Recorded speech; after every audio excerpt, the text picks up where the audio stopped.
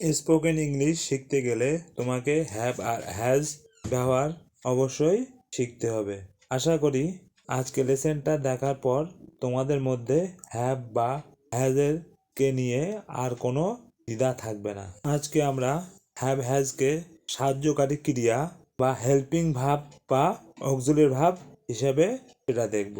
আর একরকম দেখা যায় যেটা মেন ভাব হিসাবে, আজকে আমরা অক্সিলিয়ারি ভাব হিসেবে শিখব।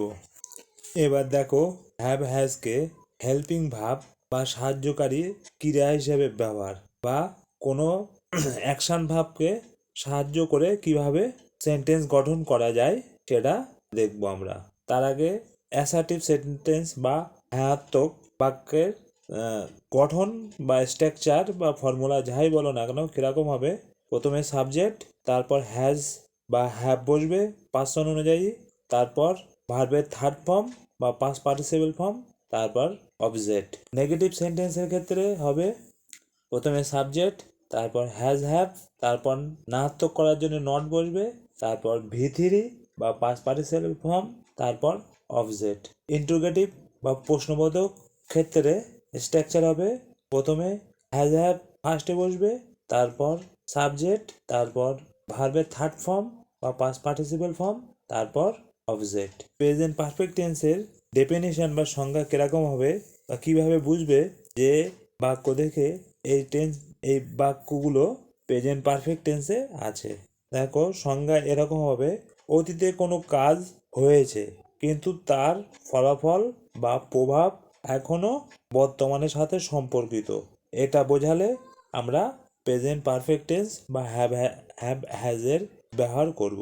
বা বলতে পারো কোনো কাজ বর্তমানে সম্পূর্ণভাবে শেষ হয়ে গেছে, এটা বোঝালে আমরা প্রেজেন্ট পারফেক্ট টেন্স হবে। আবার বলছি, কোনো কাজ বর্তমানে সম্পূর্ণভাবে শেষ হয়ে গেছে, এটা বোঝালে আমরা প্রেজেন্ট পারফেক্ট টেন্স বা হ্যাভ হ্যাজের ব্যবহার করব। উদাহরণ দেখলে তোমরা সহজেই বুঝতে পারবে। আই হ্যাভ ইটেন লাঞ্চ, আমি দুপুরে খাবার খেয়েছি, তাই এখন আমি আর ক্ষুধার্ত নেই। মানে খাবার আমি কিছুক্ষণ আগে খেয়েছি, খাওয়া আমার কমপ্লিট বা সম্পূর্ণ হয়েছে, সেই জন্যতে এখন আমি আর ক্ষুধার্ত নেই। কাজ আমার শেষ হয়েছে কিন্তু ফল এখনও আছে, তারপরে আমি এখন আর ক্ষুধার্ত বা খিদে আমার লাগছে না। এটা বোঝানোর জন্য আমরা প্রেজেন্ট পারফেক্ট টেন্স বা হ্যাভ হ্যাজের ব্যবহার করে থাকি। যদি কতগুলো উদাহরণ দেখো, আমি এখন কাজটি শেষ করেছি, তাহলে আমির জন্য আই, তারপর গঠন বা স্ট্রাকচার অনুযায়ী হ্যাভ বসবে, তারপর শেষ করা ফিনিশ, পাস্ট পার্টিসিপল ফর্ম হবে ফিনিশড ইডি, তারপর কাজটি দ্য ওয়ার্ক, আর এখন now. I have finish the work now. Have has কখন বা কোন সাবজেক্টের পরে বসবে? I, we, you, your, they, them সমস্ত প্লুরাল সাবজেক্টের সাথে হ্যাভ বসে। আর হ্যাজ বসে হি, শি, ইট, রাম, বিজয়, কোনো ব্যক্তি বা বস্তু একজনের পরে হ্যাজ বসে। পরের বাক্য দেখো, আমরা সিনেমাটা দেখেছি, তার মানে আমার সিনেমা দেখা কাজটা সম্পূর্ণ হয়েছে। তাহলে উই, যেহেতু উইয়ের পরে হ্যাভ বসবে, তারপর দেখা সি, এর হচ্ছে পাস্ট পার্টিসিপল ফর্ম হবে সিন দ্য মুভি।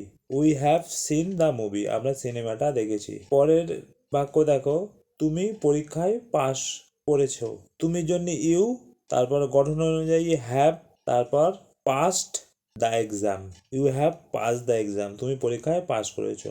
পরের বাক্য, সে খাবার রান্না করেছে, সে মনে করো একজন মহিলা, তাই শি যেহেতু থার্ড পার্সন সিঙ্গুলার, তাই জন্য হ্যাজ বসবে। রান্না করা কুক প্রেজেন্ট ফর্ম, আর পাস্ট পার্টিসিপল ফর্ম কুকড, আর খাবার food, she has cook food, সে খাবার রান্না করেছে। পরের বাক্য, সে একটি চিঠি লিখেছে, সে মনে করো একজন পুরুষ, তার জন্যে হি যেহেতু থার্ড পার্সন সিঙ্গুলার, তাই হ্যাজ, আর লেখা রাইট থেকে রিটেন এ লেটার, সে একটি চিঠি লিখছে। রাজু ভাত খেয়েছে, রাজু যেহেতু থার্ড পার্সন সিঙ্গুলার, তারপরে হ্যাজ বসবে, তারপর খাওয়া ইট থেকে eaten rice, Raju has eaten rice, Raju ভাত খেয়েছে। তারা তাদের নতুন ব্যবসা শুরু করেছে। তারা, দে, দে হচ্ছে প্লুরাল সাবজেক্ট, তারপরে হ্যাভ হবে শুরু করা, স্টার্ট থেকে স্টার্টেড, দেয়ার তাদের নতুন ব্যবসা, new business, they have started their new business, তারা তাদের নতুন ব্যবসা শুরু করেছে। এই বাক্যগুলো দেখো, প্রতিটি কোনো কাজ করা সম্পন্ন হয়ে গেছে বোঝাতে হ্যাভ হ্যাজ ব্যবহার করা হয়েছে বা হয়।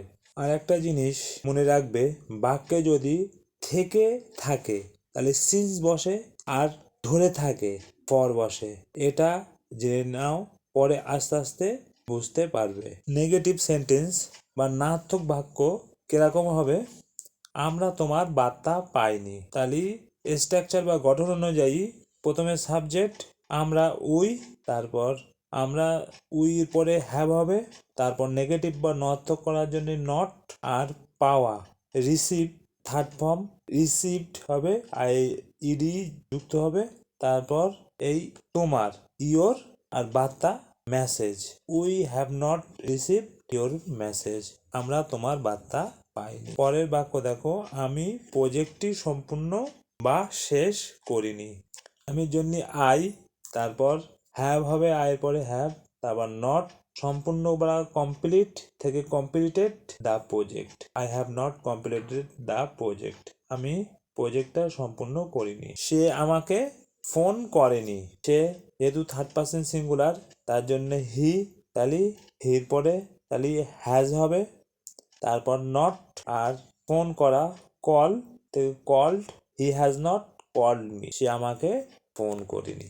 পরের বাক্য, তুমি আমাকে সত্যটা বলনি। তুমি ইউর পরে হ্যাভ হবে, তারপর নট বলা, টেল থেকে টোল্ড হবে, পাস্ট পার্টিসিপেল, আমাকে, তাহলে আমাকে জন্য মি, আর সত্যটা the truth, you have not told me the truth, তুমি আমাকে সত্যটা বলনি। এইভাবে আমরা নেগেটিভ সেন্টেন্স গঠন করি বা করে থাকি। ইন্টারোগেটিভ সেন্টেন্স প্রশ্নবোধক বাক্য, কারোর কাছ থেকে যখন আমরা উত্তর হ্যাঁ বা নাতে নিতে যাই, তখন আমরা এই ইন্টারোগেটিভ সেন্টেন্স বা বাক্য দিয়ে প্রশ্ন করে। যেমন আমি যদি বলি তুমি খেয়েছো, তাহলে আমি উত্তর চাইছি হ্যাঁ কি না, ইয়েস অর নো। তাহলে সেন্টেন্স এর স্ট্রাকচার এরকম হবে, প্রথমে হ্যাজ হ্যাভ বসবে, অক্সিলারি ভার্ব ফার্স্টে আসবে, তারপর সাবজেক্ট, তারপর ভার্বের পাস্ট পার্টিসিপেল ফর্ম, তারপর অবজেক্ট। উদাহরণ দেখো, তুমি কি তোমার কাজ শেষ করেছো? কোশ্চেন মার্ক অবশ্যই থাকবে।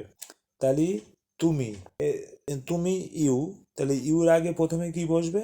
হ্যাভ, তারপর ইউ, তারপর গঠন অনুযায়ী পাস্ট পার্টিসিপেল ফর্ম বসবে, শেষ করা ফিনিশ থেকে ফিনিশড, তারপর তোমার ইয়োর কাজ হোমওয়ার্ক, শেষে কোশ্চেন মার্ক।